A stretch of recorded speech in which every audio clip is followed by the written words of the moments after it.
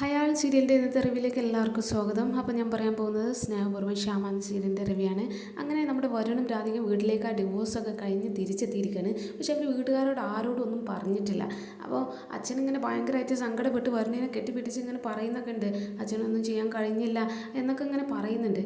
എന്നിട്ട് ഇതൊക്കെ കണ്ടു നിൽക്കുന്ന ഉർവശിയും കൽപ്പനയും ഭയങ്കരമായിട്ട് സന്തോഷിക്കുകയാണ്. അവരുടെ വിചാരം ഇപ്പോഴും ആ ഡിവോഴ്സ് നടന്നിട്ടില്ല എന്നുള്ളതാണ്. അതുകൊണ്ട് തന്നെയാണ് അവർ അത്രമാത്രം സന്തോഷിക്കുന്നത്. ബാക്കിയുള്ളതൊക്കെ ഭയങ്കര ടെൻഷനായി നിൽക്കുമ്പോൾ ഇവർ രണ്ടുപേരും ഭയങ്കരമായിട്ട് ഹാപ്പിയാണ്.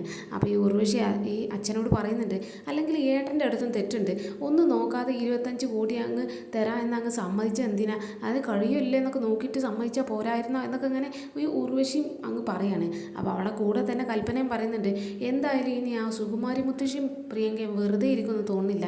വരുണിന് രാധികന് ഇനി അവർ കമ്പിയഴിയിൽ എന്തായാലും എണ്ണിക്കും, എന്തായാലും ജയിലിൽ കിടത്തിക്കും എന്നൊക്കെ അവൾ അങ്ങ് പറയാണ്. അപ്പോൾ അതൊന്നും നമ്മുടെ ജയഭാരതി മുത്തശ്ശിക്ക് ഒന്നും ആർക്കും ഒട്ടും ഇഷ്ടമാവുന്നില്ല. ഇവരുടെ ഒരു സംസാരം ഇങ്ങനെ ഒന്ന് കഷ്ടപ്പെട്ട് നിൽക്കുന്ന സമയത്തും ഒരു മോശം അവസ്ഥയിൽ ഇതുപോലെ ഇങ്ങനെ സംസാരിക്കുന്നത് കണ്ടിട്ട് തന്നെ ജയഭാരതി മുത്തശ്ശി അവരോട് അങ്ങ് ദേഷ്യപ്പെടുന്നുണ്ട്.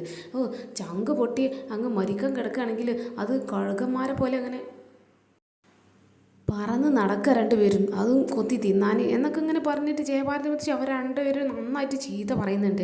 ആ സമയത്ത് അവരിങ്ങനെ ഈ ഒരു മോശമായിട്ട് ഇങ്ങനെ സംസാരിച്ചതിന് അപ്പോൾ ജയഭാരതി മുത്തശ്ശി പറഞ്ഞിട്ട്, എന്തെങ്കിലും ഒരു നല്ല വാക്ക് നിങ്ങൾക്കൊന്നും പറയാൻ പറ്റൂലായിരുന്നോ എന്നൊക്കെ ഇങ്ങനെ ഇവരോട് രണ്ടുപേരോടും ചോദിക്കുമ്പോൾ ഈ കൽപ്പന പറയുന്നുണ്ട്, നല്ല വാക്ക് പറഞ്ഞിട്ടൊന്നും കാര്യമില്ല, കാരണം പോവേണ്ടവർ ഇവിടെ നിന്ന് തന്നെ വേണ്ടി വരും എന്ന് ഈ രാധികനെ ഉദ്ദേശിച്ച് പറയാണ്. അവൾ ഇവിടെ നിന്ന് ഇറങ്ങേണ്ടവൾ എന്തായാലും ഒരു വട്ടം ഇറങ്ങേണ്ടി വരും എന്ന് ഈ കൽപ്പന അങ്ങ് പറയാണ്. അത് പത്മിനിക്കും തീരെ ഇഷ്ടപ്പെടുന്നില്ല. ആ പത്മിനി പറയുന്നുണ്ട്, അങ്ങനെ ഇറങ്ങേണ്ടവളായിരുന്നല്ലോ നീ ഒരുപാട് കാര്യങ്ങൾ ഇവിടെ ചെയ്ത് കൂട്ടിയിട്ടുണ്ടല്ലോ, എന്നിട്ട് കരഞ്ഞും കാല് പിടിച്ചൊക്കെ വീണ്ടും ഇവിടെ ഒട്ടിപ്പിടിച്ച് നിന്നതല്ലേ, എന്നിട്ടിപ്പോൾ ഇറങ്ങേണ്ടവളെ പറ്റി അങ്ങ് പറയുന്നു എന്നൊക്കെ പറഞ്ഞിട്ട് പത്മിനി അവളെ വീണ്ടും ഷൗട്ട് ചെയ്യണം. അപ്പോൾ ഇതിൻ്റെ ഇടയിൽ വരുണിൻ്റെ അച്ഛൻ അവരോട് വന്നിട്ട് രാധികനോട് വന്ന് പറയുന്നുണ്ട്, മോളെ നീ ഇങ്ങനെ ടെൻഷനാവൊന്നും വേണ്ട, ഇതിപ്പോൾ ഈ ഒരു പണം കൊടുക്കാൻ കഴിഞ്ഞില്ല എന്ന് വെച്ചിട്ട് വരുണ് നിന്നെ എന്തായാലും ഉപേക്ഷിക്കില്ല, അവൻ ജീവിതാവസാനം വരെ നിൻ്റെ കൂടെ എന്ത് പ്രശ്നത്തിലും നിൻ്റെ കൂടെ തന്നെ ഉണ്ടാകും എന്നൊക്കെ പറഞ്ഞ് അവളെ ആശ്വസിപ്പിക്കുന്നത്. അപ്പോഴാണ് പുറത്തൊരു വണ്ടി വരുന്ന സൗണ്ട് കേൾക്കുന്നത്. അപ്പോൾ വണ്ടി വരുന്ന സൗണ്ട് അത് ശ്യാമ വരുന്നതാണ്. പക്ഷേ ഈ കൽപ്പനയെ ഉർവശി വിചാരിക്കുന്നത് ഈ സുകുമാരി മുത്തശ്ശിയും പ്രിയങ്കയും കൂടി അവിടെ വീണ്ടും പ്രശ്നം ഉണ്ടാക്കാൻ വേണ്ടി കയറി വരികയാണ് എന്നാണ്. അപ്പോൾ ഇവർ പറയുന്നുണ്ട്, അത് ആ സുകുമാരി മുത്തശ്ശിയും പ്രിയങ്കയും തന്നെ ആയിരിക്കും, അവരെന്തെങ്കിലും പ്രശ്നം ഉണ്ടാക്കാൻ വരികയാണ് എന്നൊക്കെ ഇവരെ അങ്ങ് പറഞ്ഞ് പേടിപ്പിക്കുകയാണ്. പക്ഷേ രാധയ്ക്കും വരുണിനും അത് ആരാണെന്ന് പെട്ടെന്ന് തന്നെ മനസ്സിലായിട്ടുണ്ട്. അപ്പോൾ ഇവർ അങ്ങോട്ടും ഇങ്ങോട്ടും കൊണ്ട് ഇങ്ങനെ ആക്ട് ചെയ്യാണ്, നമുക്ക് അഭിനയം തുടങ്ങാലോ എന്നൊക്കെ അങ്ങനെ വിചാരിച്ചിട്ട്. അപ്പോൾ ഈ രാധിക ഇങ്ങനെ കരയാണ്. ഈ ശ്യാമ അങ്ങ് കയറി വരുന്ന സമയത്ത് ഇവളിങ്ങനെ കരഞ്ഞ് നേരെ ശ്യാമയുടെ അടുത്തേക്ക് പോണ്. പക്ഷേ ശ്യാമ ഇവിടെ നടന്ന സംഭവങ്ങളൊന്നും അറിഞ്ഞിട്ടില്ല. അപ്പോൾ ശ്യാമ കയറി വരുന്ന സമയത്ത് ഈ രാധിക ഇങ്ങനെ കരയുന്നുണ്ട്. ബാക്കിയുള്ളവരൊക്കെ ഇങ്ങനെ ആകെ ഷോക്കായിട്ട് നിൽക്കുന്നുണ്ട്. അപ്പോൾ ഇതൊക്കെ കണ്ടിട്ട് ശ്യാമക്ക് ഇവിടെ എന്തോ ഒരു പ്രശ്നം നടക്കുന്നുണ്ട് എന്നുള്ളൊരു തോന്നൽ വരികയാണ്. അപ്പോൾ ശ്യാമ ഈ രാധികനോട് ചോദിക്കുന്നുണ്ട്, അല്ല മോൾ എന്തിനാ ഇങ്ങനെ കരയുന്നത് എന്നൊക്കെ ഇങ്ങനെ ചോദിക്കണം. അപ്പം ബാക്കിയുള്ളവരൊക്കെ ഇങ്ങനെ ആകെ ഒരു സങ്കടപ്പെട്ട് നിൽക്കുന്നത് കണ്ടിട്ട് അവരോടും ചോദിക്കുന്നുണ്ട്, നിങ്ങൾ എന്തിനാ ഇങ്ങനെ സങ്കടപ്പെട്ട് നിൽക്കുന്നത്, എന്തെങ്കിലും പ്രശ്നമുണ്ടോ എന്നൊക്കെ ഇങ്ങനെ ചോദിക്കണം. ആ സമയത്ത് കൽപ്പന നേരെ ഈ ശ്യാമനോട് പറയുന്നുണ്ട്, അതേ ഈ രാധിക ഇവിടെ നിന്ന് ഇറങ്ങാൻ പോവുകയാണ് എന്നൊക്കെ ഇങ്ങനെ പറയുമ്പോൾ ശ്യാമക്കൊന്നും മനസ്സിലാവുന്നില്ല. അപ്പോൾ ഈ ഉർവശിയും കൂടി പറയുന്നുണ്ട്, അപ്പം മനസ്സിലായില്ലേ, അത് ഈ സുകുമാരി മുത്തശ്ശിക്കും പ്രിയങ്കക്കും വേണ്ടിയിട്ട് 25 കോടി കൊടുക്കാൻ പറഞ്ഞിരുന്നു, പക്ഷെ അവർക്കതൊന്ന് റെഡിയാക്കാൻ കഴിഞ്ഞില്ല, അതുകൊണ്ട് അവരെ ആ വക്കീൽ ഓഫീസിൽ നിന്ന് ഇറങ്ങിപ്പോയി, അതുകൊണ്ട് ആ ഡിവോഴ്സ് നടന്നില്ല, ഇനി രാധികക്ക് വരുണിനെ ഉപേക്ഷിച്ച് ഇവിടെ നിന്ന് ഇറങ്ങേണ്ടി വരും ആണ് ഞങ്ങൾ പറഞ്ഞത് എന്നൊക്കെ ഇങ്ങനെ പറഞ്ഞിട്ട് ഇവർ കാര്യങ്ങളൊക്കെ ഈ ശ്യാമനോട് പറയണം. അപ്പോൾ ശ്യാമ ഇങ്ങനെ അന്തം വിട്ട് നിൽക്കുകയാണ്. എന്നിട്ട് നേരെ ഈ രാധികയുടെ മുഖത്തേക്ക് അങ്ങ് നോക്കുന്നുണ്ട്. അപ്പം നീ ഇതൊന്ന് ഒപ്പിച്ച പണിയാണില്ല എന്നുള്ള മട്ടിൽ അവളോട് ഇങ്ങനെ നോക്കുന്നുണ്ട്. അപ്പോൾ വരുണ് പറയുന്നുണ്ട്, അതെ ഞങ്ങൾ അവിടെ വക്കീൽ ഓഫീസിൽ നടന്ന കാര്യങ്ങളൊന്നും ഇവരോട് പറഞ്ഞിട്ടില്ല, അതിന് മാഡം തന്നെ അങ്ങ് നേരിട്ട് പറഞ്ഞേക്ക് എന്നിങ്ങനെ ശ്യാമനോട് അങ്ങ് പറയാണ്. അപ്പോൾ പിന്നെ ശ്യാമ വരുണിൻ്റെ അച്ഛനോട് നേരിട്ട് അങ്ങ് പറയുന്നുണ്ട്, അതെ നിങ്ങൾക്ക് പണം റെഡിയാക്കാൻ കഴിഞ്ഞില്ല എന്നൊക്കെ ഞാൻ അപ്പം തന്നെ അറിഞ്ഞു, അതുകൊണ്ട് ആ 25 കോടി ഞാൻ അങ്ങ് സെറ്റിൽ ചെയ്തിട്ടുണ്ട്, അതൊക്കെ അവർക്ക് കൊടുത്തു കഴിഞ്ഞിട്ടുണ്ട് എന്ന് അവരോട് അങ്ങ് പറയുമ്പോൾ എല്ലാവർക്കും ഭയങ്കരമായിട്ട് അങ്ങ് സന്തോഷം വരികയാണ്. അപ്പോൾ ആ ഒരു ഡിവോഴ്സ് അവിടെ നടന്നു എന്നുള്ളൊരു കാര്യം അറിയുമ്പോൾ വീട്ടുകാരെല്ലാവരും സന്തോഷിക്കുകയാണെങ്കിലും നമ്മുടെ കൽപ്പനയും ഉർവശിയും അവരത് കേട്ടങ്ങ് ഷോക്കാവാണ്. എന്ത് കൊടുത്തു കഴിഞ്ഞോ എന്നൊക്കെ വിചാരിച്ചിട്ട് ഇവരങ്ങ് ഷോക്കാവാണ്. അപ്പോൾ എല്ലാവർക്കും ഭയങ്കര സന്തോഷമാവാണ്. എന്തായാലും ആ ഒരു പ്രശ്നം അവിടെ കഴിഞ്ഞല്ലോ എന്നൊക്കെ. അപ്പോൾ വരുണിൻ്റെ അച്ഛൻ പറയുന്നുണ്ട്, എന്നിട്ട് എന്താണ് നീ ഞങ്ങളോടൊന്നും പറയാഞ്ഞത് എന്നൊക്കെ ഇങ്ങനെ അവരോട് പറയുന്നുണ്ട്. അവർ പറയുന്നുണ്ട്, എന്നാൽ നിനക്ക് അച്ഛനോടെങ്കിലും പറയാമായിരുന്നല്ലേ, അവരുടെ കാര്യം വിടട്ടെ, ഈ കൽപ്പനയോടും ഉർവശിയോടും പറയാതെ ഞങ്ങളോടെങ്കിലും ഒന്ന് പറഞ്ഞിടായിരുന്നു എന്നൊക്കെ ജയഭാരതി മുത്തശ്ശിയൊക്കെ ഇവനോട് അങ്ങ് കുറ്റപ്പെടുത്താണ്. അപ്പോൾ ഇവൻ പറയുന്നുണ്ട്, ഈ ഒരു സന്തോഷ വാർത്ത ഞങ്ങൾ പറയണം എന്നൊക്കെ വിചാരിച്ച് നല്ല സന്തോഷത്തോടു കൂടി ഇങ്ങോട്ട് കയറി വരികയായിരുന്നു. പക്ഷെ കയറി വരുന്ന സമയത്ത് തന്നെ ഏടത്തെയും ചെറിയമ്മയും കൂടിയിട്ട് ഇവിടുന്ന് കേക്കൊക്കെ ഓർഡർ ചെയ്യാണ്, അത് ഈ ഒരു സന്തോഷം അറിയിക്കാനായിട്ട്. അതും അങ്ങനെ അവർ കഷ്ടപ്പെട്ട് എനിക്ക് ഡിവോഴ്സ് കിട്ടിയിട്ടില്ല എന്നുള്ള ആ ഒരു സന്തോഷം ഇങ്ങനെ സെലിബ്രേറ്റ് ചെയ്യുമ്പോൾ അവർക്ക് സന്തോഷിക്കാനുള്ള എന്തെങ്കിലും ഒരു വകുപ്പ് ഞങ്ങൾ കൊടുക്കണ്ടേ, അതുകൊണ്ടാണ് ഞങ്ങൾ ഇങ്ങനെ പറഞ്ഞത്. എന്തായാലും സന്തോഷമായില്ലേ ഏടത്തി എന്നൊക്കെ ഇങ്ങനെ പറഞ്ഞിട്ട് ഇവരോട് അങ്ങ് സന്തോഷം ചോദിക്കണേ. അപ്പോൾ ഇവർ ഇങ്ങനെ ആകെ വഷളത്തരായി നിൽക്കണ്. അപ്പോൾ ഈ രാധികം പറയുന്നുണ്ട്, അത് എനിക്ക് അഭിനയിക്കാൻ കഴിയുന്ന പോലെ ഞാൻ അഭിനയിച്ചിട്ടുണ്ട്, മനസ്സിലായിട്ടൊന്നുമില്ലല്ലോ, നന്നായിട്ടില്ല എന്നൊക്കെ ഇങ്ങനെ ഇവരോട് വീണ്ടും ഇവരെ കളിയാക്കി ചോദിക്കണ്. അപ്പോൾ കൽപ്പന പെട്ടെന്ന് പറയുന്നുണ്ട്, അത് ഞങ്ങൾ കേക്ക് ഓർഡർ ചെയ്ത്, ചെറിയമ്മക്ക് കേക്ക് വേണമെന്ന് പറഞ്ഞപ്പോൾ ഓർഡർ ചെയ്താൽ, അല്ലാതെ അതിനൊന്നും അല്ല, ഞങ്ങൾ ഈ സന്തോഷത്തിനൊന്നും അല്ല എന്നൊക്കെ ഇങ്ങനെ അവിടെ അങ്ങ് പതറി നിൽക്കണം.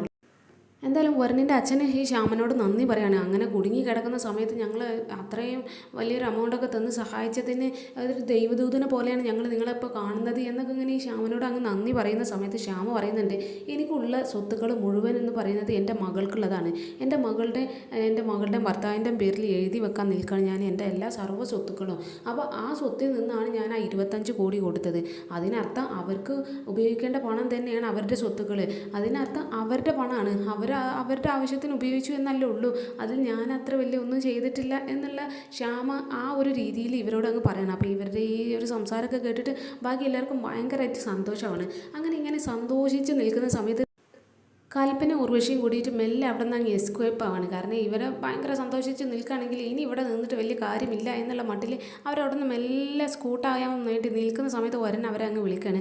അല്ല ചെറിയമ്മയും എടുത്തി അവിടെ നിന്ന് നിന്നേ എന്നൊക്കെ പറഞ്ഞിട്ട് അവരുടെ അടുത്തേക്ക് അങ്ങ് പോവാണ്. എന്തായാലും നിങ്ങൾ ഇതുവരെയുള്ള കാഴ്ചകളൊക്കെ കണ്ടില്ലേ, ഇനി ബാക്കിയുള്ള കാഴ്ചകളും കൂടി കണ്ടിട്ട് ഇവിടുന്ന് പോയാൽ മതി എന്നൊക്കെ പറഞ്ഞിട്ട് അവരോട് നിന്ന് അവിടുന്ന് പോകാൻ സമ്മതിക്കാതെ അവരുടെ കൂട്ടത്തിൽ തന്നെ നിർത്തുകയാണ്. അപ്പോൾ ശ്യാമ പറയുന്നുണ്ട്, എന്തായാലും രാധിക വാ, നമുക്ക് പൂജാമുറി പോയി വിളക്ക് തെളിയിക്കുക എന്നൊക്കെ ഇങ്ങനെ പറഞ്ഞിട്ട് അവളോട് ആ പൂജാമുറിയിലേക്ക് അങ്ങ് കൊണ്ടുപോകുകയാണ്. അവൻ ബാക്കിയുള്ളവരെല്ലാവരും കൂടി അവളുടെ പിറകെ വരുന്നുണ്ട്.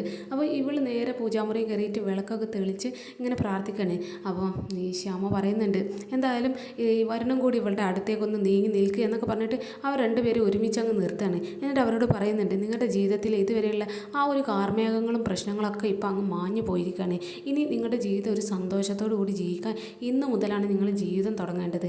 അതുകൊണ്ട് ജീവിക്കുന്നതിന് മുന്നേ എല്ലാവരോടും നിങ്ങൾ നല്ല അനുഗ്രഹമൊക്കെ വാങ്ങിയിട്ട് ആ ഒരു ജീവിതം അങ്ങ് ജീവിക്കാൻ തുടങ്ങുക എന്നൊക്കെ ഇങ്ങനെ ഇവരോട് അങ്ങ് പറയാണ്. അപ്പോൾ ഇവർ നേരെ പോയിട്ട് അച്ഛനോടും അമ്മനോടും മുത്തശ്ശിക്കും ഒക്കെ കാല് തൊട്ട് വണങ്ങി അനുഗ്രഹം മേടിക്കുകയാണ്. അപ്പോൾ അതൊക്കെ കഴിഞ്ഞിട്ട് ഈ ശ്യാമ ഇവരോട് രണ്ടുപേരോടായിട്ട് പറയുന്നുണ്ട്, എനിക്ക് എൻ്റെ ജീവിതത്തിൽ ഭയങ്കരമായിട്ട് സങ്കടം ഉണ്ടായിരുന്നു, ഞാൻ എൻ്റെ മകൾക്ക് വേണ്ടിയിട്ട് ഒന്നും ചെയ്തിട്ടില്ലല്ലോ ജീവിതത്തിൽ എന്നൊക്കെ വിചാരിച്ചിട്ട്. പക്ഷേ ഇപ്പോൾ എനിക്ക് ആ സന്തോഷമാണ്, കാരണം ഞാൻ എൻ്റെ മകൾക്ക് വേണ്ടിയിട്ട് ഇങ്ങനെ ഒരു കാര്യമെങ്കിലും ചെയ്തല്ലോ, എൻ്റെ മകൾക്കും എൻ്റെ മകളുടെ ഭർത്താവിനും വേണ്ടിയിട്ട് ഈ ഒരു കാര്യം തന്നെ ചെയ്തല്ലോ, അത് തന്നെ എനിക്ക് ഭയങ്കരമായിട്ട് സന്തോഷം തരുന്നുണ്ട് എന്നൊക്കെ ഇങ്ങനെ ഇവരോട് ഇങ്ങനെ പറയാണ്. എന്നിട്ട് അവരെല്ലാവരും കൂടി പിന്നെ ആ പൂജാമുറിയിൽ നിന്ന് അങ്ങ് പ്രാർത്ഥനയൊക്കെ കഴിഞ്ഞിട്ട് അങ്ങ് ഇറങ്ങുകയാണ്. ഇറങ്ങിയ സമയത്ത് തന്നെ ഇവരെങ്ങനെ അനുഗ്രഹിക്കുന്ന സമയത്ത് പുറത്ത് ഒരു കോളിംഗ് ബെൽ അങ്ങ് അടിക്കണ്. അപ്പം മുത്തശ്ശി പറയുന്നുണ്ട്, രാധിക നീ ആരാ ഒന്ന് പോയി നോക്ക് എന്നൊക്കെ ഇങ്ങനെ പറയുന്നത്. അപ്പോൾ അവൾ നേരെ പോയി നോക്കുമ്പോൾ ഒരു ഡെലിവറി ബോയ് ആ കേക്ക് കൊണ്ടുവന്നതായിരിക്കും. അപ്പോൾ ഇവൾ പറയുന്നുണ്ട്, കേക്കാണ്, എന്താ ചെയ്യുന്നത് എന്നൊക്കെ ഇങ്ങനെ ഇവരോട് ചോദിക്കുമ്പോൾ അവർ പറയുന്നുണ്ട്, ഇവർ ഓർഡർ ചെയ്തതല്ലേ, വേഗം വാങ്ങി വെച്ചോ എന്നൊക്കെ ഇങ്ങനെ പറയണേ. അപ്പോൾ ആ കേക്ക് വാങ്ങിയിട്ട് ഇവരുടെ അടുത്തേക്ക് അങ്ങ് വരുന്നുണ്ട്. എന്നിട്ട് ഇവരോട് അങ്ങ് സംസാരിക്കാൻ തുടങ്ങുകയാണ്. അല്ല എന്തായാലും ഇവർ കഷ്ടപ്പെട്ട് ഓർഡർ ചെയ്ത കേക്കല്ലേ, അവരുടെ അടുത്ത് തന്നെ കൊടുക്കുക, കൽപ്പനയുടെ കയ്യിൽ തന്നെ കൊടുക്കുക ആ കേക്ക് എന്നൊക്കെ ഈ രാധികനോട് പറയുമ്പോൾ ഇവൾ നേരെ കൽപ്പനയുടെ അടുത്തേക്ക് വന്നിട്ട് ആ കേക്ക് അങ്ങ് കൊടുക്കുകയാണ്. അപ്പോൾ ഈ കൽപ്പനക്ക് ആ കേക്ക് അങ്ങ് വാങ്ങാൻ ചെറിയൊരു ചമ്മലൊക്കെ ഉണ്ട്. അവളിങ്ങനെ മടിച്ച് നിൽക്കുന്ന സമയത്ത് അവളോട് അങ്ങ് വാങ്ങാൻ നിർബന്ധിപ്പിക്കുകയാണ് ബാക്കി എല്ലാവരും. അപ്പോൾ പിന്നെ അവൾ വേഗം ആ കേക്ക് അങ്ങ് പിടിക്കുകയാണ്. ആദ്യം കൽപ്പന എനിക്കൊന്നും വേണ്ട എന്നൊക്കെ പറയുമ്പോൾ ബാക്കിയുള്ളവർ നീ ഓർഡർ ചെയ്ത കേക്കല്ലേ, അപ്പം നീ തന്നെ പിടിക്കണം എന്നൊക്കെ പറഞ്ഞിട്ട് ആ കേക്ക് അവരുടെ കയ്യിൽ കൊടുക്കണേ. അപ്പം പരമേശ്വരൻ പറയുന്നുണ്ട്, എന്തായാലും കേക്ക് വന്ന സ്ഥിതിക്ക് നമുക്ക് ആ കേക്ക് കൂടി കട്ട് ചെയ്ത് ഈ ഒരു സന്തോഷം അങ്ങ് ആഘോഷിക്കുകയല്ലേ എന്നൊക്കെ അങ്ങനെ പറയണേ. അപ്പോൾ എല്ലാവരും അതിനങ്ങ് തയ്യാറാവുന്നു. അപ്പം നമ്മുടെ ജയഭാരത മുത്തശ്ശി നേരെ ഈ കൽപ്പനയോട് പറയുന്നുണ്ട്, കൽപ്പന നീ ആ കേക്ക് അങ്ങ് പോയി ടേബിളിൽ സെറ്റ് ചെയ്യുക എന്നൊക്കെ അങ്ങനെ ഈ കൽപ്പനക്ക് അങ്ങ് പണി കൊടുക്കുകയാണ്. പിന്നെ ഉർവശിനോട് ആ ടിഷ്യൂവും എല്ലാം അങ്ങ് കൊണ്ടുപോകാം എന്നൊക്കെ പറഞ്ഞിട്ട് ആ കേക്ക് സെറ്റ് ചെയ്യാൻ അവരെ രണ്ടുപേരെയും കൊണ്ട് തന്നെ അങ്ങ് ഏൽപ്പിക്കുകയാണ്. അപ്പോൾ അതൊക്കെ കഴിഞ്ഞ് കേക്ക് കട്ട് ചെയ്യാൻ നേരത്തെ ഈ ശ്യാമ രാധികനോട് കട്ട് ചെയ്യാനൊക്കെ പറയുന്നുണ്ട്. അപ്പോൾ അവൾ കട്ട് ചെയ്തിട്ട് എല്ലാവർക്കും അങ്ങനെ കൊടുക്കുന്നുണ്ട്. അപ്പോൾ കൽപ്പനക്ക് കൊടുക്കാൻ പറയുന്നുണ്ട്. അപ്പം കൽപ്പനക്ക് നേരെ കൊടുക്കുന്ന സമയത്ത് ഇവളങ്ങ് വാങ്ങുന്നില്ല. കാരണം ഇവൾക്ക് ആ ഒരു സന്തോഷത്തിൽ ഇവർ ചെയ്തു വെച്ച ഓരോ പണികൾ ഇവരൊക്കെ അറിഞ്ഞ ആ ഒരു ചമ്മലി എല്ലാം ഉണ്ട്.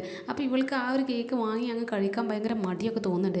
അപ്പം ബാക്കിയുള്ളവരൊക്കെ അവരങ്ങ് നിർബന്ധിപ്പിക്കുകയാണ് കഴിക്കാൻ. അപ്പോൾ ഇവൾ ആ ഒരു നിർബന്ധത്തിൽ വഴങ്ങി ഈ കൽപ്പന അങ്ങ് കഴിക്കുന്നുണ്ട്. ഉർവശിക്കും കൊടുക്കുന്നുണ്ട്. അപ്പോൾ ഉർവശി അതങ്ങ് കഴിക്കുകയാണ്. അപ്പോൾ ഇവർ രണ്ടുപേര് ആ കേക്ക് നന്നായിട്ട് ബാക്കിയുള്ളവരൊക്കെ അങ്ങ് തീറ്റിക്കുകയാണ്. കാരണം ഈ ഒരു സന്തോഷം അവർ തന്നെ അങ്ങ് ഇതിൽ പങ്കെടുക്കണം എന്നുള്ള ബാക്കിയുള്ളവർക്കുള്ളൊരു നിർബന്ധം പോലെ അവർ രണ്ടുപേരും ആ കേക്കൊക്കെ ഇരുത്തി അങ്ങ് തീറ്റിക്കുന്നൊക്കെ ഉണ്ട്. അപ്പോൾ പിന്നെ പരമേശ്വരൻ ശ്യാമനോട് പറയുന്നുണ്ട്, ഞങ്ങളുടെ വീട്ടിലേക്ക് വന്ന ഒരു ഒരു ഒരു പുതിയൊരാളാണ് നിങ്ങൾ. അപ്പോൾ നിങ്ങൾ വന്നതിന് ചേച്ചി ഞങ്ങൾ കുടുംബത്തിൽ നല്ലൊരു മാറ്റം വന്നിട്ടുണ്ട് എന്നൊക്കെ ഇങ്ങനെ പറഞ്ഞിട്ട് അവർ ആ വന്ന കാര്യങ്ങളും അവരോടുള്ള ഒരു നന്ദി എല്ലാവരും കൂടി ഇങ്ങനെ പറയണം അവരോട്. അപ്പോൾ ശ്യാമ പറയുന്നുണ്ട്, എനിക്ക് ഭയങ്കര സങ്കടം ഉണ്ടായിരുന്നു എൻ്റെ മകൾക്കും എൻ്റെ ഭർത്താവിനും വേണ്ടിയിട്ട്, മകളുടെ ഭർത്താവിന് വേണ്ടിയിട്ട് ഒന്നും ചെയ്യാത്തതിൽ. പക്ഷേ ഇപ്പം ഞാൻ ഭയങ്കര സന്തോഷവതിയാണ്, എൻ്റെ മകൾക്ക് വേണ്ടി ഞാൻ ചിലതൊക്കെ ചെയ്തല്ലോ എന്നുള്ള കാര്യത്തിൽ എന്നൊക്കെ ഇങ്ങനെ പറഞ്ഞിട്ട് ഇവരോട് അങ്ങ് സന്തോഷത്തിൽ സംസാരിക്കുകയാണ്. അപ്പോൾ പരമേശ്വരൻ പറയുന്നുണ്ട്, എന്തായാലും ഉർവശിനോടും കൽപ്പനയോടാണ് ഈ കാര്യത്തിൽ നമ്മൾ നന്ദി പറയേണ്ടത്. കാരണം രാധിക ഇവിടെ കയറി വന്ന് അന്ന് തൊട്ട് അവളെ അവിടെ നിന്ന് ഇറക്കി വിടാൻ വേണ്ടിയിട്ട് നന്നായിട്ട് കഷ്ടപ്പെട്ട രണ്ടുപേരാണ് അവർ. അതുകൊണ്ട് തന്നെ ആയിരിക്കും ബാക്കിയുള്ളവർക്ക് ഇതിനെതിരെ നല്ല പാറ പോലെ ഉറച്ച് ഇവിടെ തന്നെ നിൽക്കാനുള്ള ആ ഒരു എനർജി കിട്ടിയത് എന്നൊക്കെ ഇവരങ്ങ് കളിയാക്കിയിട്ട് ഇവരങ്ങ് ആക്കിയിട്ടൊക്കെ ഒന്ന് സംസാരിക്കണം. അപ്പോൾ ഇവരാണെങ്കിൽ ആകെ വഷളത്തരായി അവിടെ നിൽക്കുകയാണ് ഇവരുടെ ഇടയിൽ. അങ്ങനെ അവിടെ അങ്ങനെ ആ ഒരു സന്തോഷമൊക്കെ കഴിഞ്ഞു. പക്ഷേ ആറ്റുവാശ്ശേരിയിൽ നമ്മുടെ സുകുമാരി മുത്തശ്ശി പ്രിയങ്ക കൂടിയിട്ട് ഭയങ്കര സന്തോഷമായിട്ട് ആ 25 കോടിയുടെ ചെക്കും കൊണ്ട് വീട്ടിലേക്ക് അങ്ങ് കയറി വരികയാണ്. അപ്പോൾ കയറി വരുന്നത് തന്നെ നമ്മുടെ സുകുമാരി മുത്തശ്ശി ആ കോടികൾ കോടികൾ എന്നൊക്കെ പറഞ്ഞിട്ടാണ് കയറി വരുന്നത്. ആ വീടിൻ്റെ അകത്ത് ഇരിക്കുന്ന ഈ യശോദയും ദേവനും എന്താ ഇത്, ആരാണ് ഈ കോടികൾ എന്നൊക്കെ വിളിച്ചിട്ട് ഇങ്ങനെ വരുന്നത് എന്നൊക്കെ വിചാരിച്ചിട്ട് ഇനി വല്ല ലോട്ടറി കച്ചവടക്കാരും ആണോ എന്നൊക്കെ വിചാരിച്ച് അവരിനി വീട്ടിലും കയറി വരാൻ തുടങ്ങി എന്നൊക്കെ പറഞ്ഞിട്ടാണ് ഇറങ്ങി വരുന്നത്.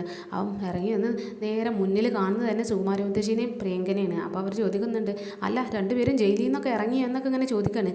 അപ്പോൾ ഇവർ പറയുന്നുണ്ട് കോടികൾ കോടികൾ എന്നൊക്കെ ഇങ്ങനെ പറഞ്ഞിട്ട് ആ ഒരു ചെക്ക് ഇങ്ങനെ കാണിച്ചു കൊടുക്കുകയാണ്. അപ്പോൾ ഇവർ പറയുന്നുണ്ട്, എന്താ ലഹരി കേസിൽ ഇനി വേറെ എന്തെങ്കിലുമൊക്കെ പ്ലാനാണോ, ആ ഒരു കച്ചവടം നടത്തി കിട്ടിയ പൈസയാണോ ഇത് എന്നൊക്കെ ഇവരോട് ഇങ്ങനെ ചോദിക്കുകയാണ്. അപ്പോൾ ഇവർ ഞങ്ങളെ ഇപ്പോൾ കോടീശ്വരന്മാരാണ്, പുറത്ത് പോയപ്പോൾ ഞങ്ങൾ വെറും ദരിദ്രരേനി, ഇപ്പം ഞങ്ങളെ കോടികളുണ്ട് ഞങ്ങളെ കയ്യിൽ, ഞങ്ങൾ കോടീശ്വരന്മാരാണ് ഇപ്പോൾ എന്നൊക്കെ പറഞ്ഞ് ഇവരിങ്ങനെ വീമ്പ് പറയാണ്. എന്നിട്ട് ആ ഒരു ചെക്കിലെ ആ ഒരു എമൗണ്ട് അവർക്ക് അങ്ങനെ കാണിച്ചു കൊടുക്കുമ്പോൾ പ്രിയങ്ക പറയുന്നുണ്ട്, എൻ്റെ മുത്തശ്ശി ഈ ചെക്ക് ലീഫ് കണ്ടാലൊന്നും അവർക്ക് മനസ്സിലാവില്ല, ഇതിലുള്ള പൂജ്യം എത്രയെന്ന് പോലും എണ്ണി നോക്കാൻ പോലും അവർക്ക് അറിയില്ല എന്നൊക്കെ ഇങ്ങനെ ഇവർ അത്രയും വലിയ എമൗണ്ട് ഇവർ കണ്ടിട്ടില്ല ജീവിതത്തിൽ, ഇത്രയും വലിയൊരു പണമൊന്നും അവർ കണ്ടിട്ടില്ല ജീവിതത്തിൽ എന്നൊക്കെ വിചാരിച്ച് ഇവരങ്ങ് കളിയാക്കി അങ്ങ് സംസാരിക്കാണ് ദേവനോട് യശോദനോട്. അപ്പോൾ ദേവൻ പറയുന്നുണ്ട്, ശരിയാണ് എനിക്ക് കിട്ടുന്നത് 10 15 ആ 10 15 കൂടുതൽ പണം കണ്ടാൽ എനിക്ക് പേടിയാണ്, അത് നിങ്ങൾ പറഞ്ഞത് ശരി തന്നെയാണ്, പക്ഷേ ഞാൻ ഉണ്ടാക്കിയതൊക്കെ നേരായ മാർഗ്ഗത്തിലൂടെയാണ്, നിങ്ങളെപ്പോലെ ഈ ലഹരി കച്ചവടമൊക്കെ നടത്തിയിട്ട് അങ്ങനെയുള്ള മാർഗ്ഗത്തിലൂടെ ഉണ്ടാക്കിയ പണമൊന്നും അല്ല ഇത് എന്നൊക്കെ ഇങ്ങനെ പറയാണ്. അപ്പോൾ ഇവരോടൊന്നും സംസാരിച്ചിട്ട് കാര്യമില്ല, എന്തായാലും ഞങ്ങളെ കോടികൾ കണ്ട ഞങ്ങളിപ്പോൾ കോടീശ്വരന്മാരാണ് എന്നൊക്കെ പറഞ്ഞിട്ട് ഇവർ രണ്ടുപേരും വീട്ടിലേക്ക് അങ്ങ് കയറി പോകുന്ന നേരത്തെ ദേവൻ അവരെ അങ്ങ് തടിയാണ്. അതേ എൻ്റെ വീട്ടിലേക്ക് അങ്ങ് കയറി പോകണ്ട, എൻ്റെ വീട്ടിൽ നിങ്ങൾ രണ്ടുപേരും ഞാൻ നിർത്തില്ല, നിങ്ങൾ രണ്ടുപേരും ഞാൻ ഇവിടെ നിന്ന് ഇറക്കി വിട്ടിരിക്കുകയാണ്.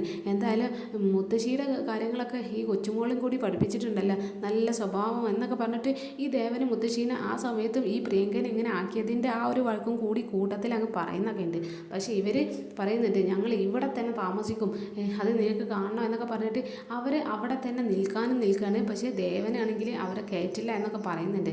അപ്പം ഇനി ബാക്കി വരുന്ന എപ്പിസോഡിലൊക്കെ എന്തൊക്കെ സംഭവിക്കുകയൊക്കെ നോക്കാം. എന്തായാലും സുകുമാരി മുത്തശ്ശിയും പ്രിയങ്ക ആറ്റുവാശ്ശേരി തന്നെ നിൽക്കാനാണ് ചാൻസ്. അവരെ അവിടെ നിന്ന് ഇറക്കി വിട്ടാൽ അവർ അതിൻ്റെ എതിരെ എന്തെങ്കിലുമൊക്കെ ഈ ദേവനോട് ചെയ്യുന്ന ഉറപ്പാണ്. പ്രത്യേകിച്ച് സുകുമാരി മുത്തശ്ശിയുടെ ബുദ്ധിയൊക്കെ വെച്ചിട്ട് അവർ അവിടെ നിന്ന് പോകാനുള്ള യാതൊരു ചാൻസൊന്നും ഇല്ല. അപ്പോൾ ഇന്നത്തെ എപ്പിസോഡ് ഇവിടെ അവസാനിച്ചിരിക്കുകയാണ്. അപ്പോൾ നാളെ കാണാം. Okay, bye all.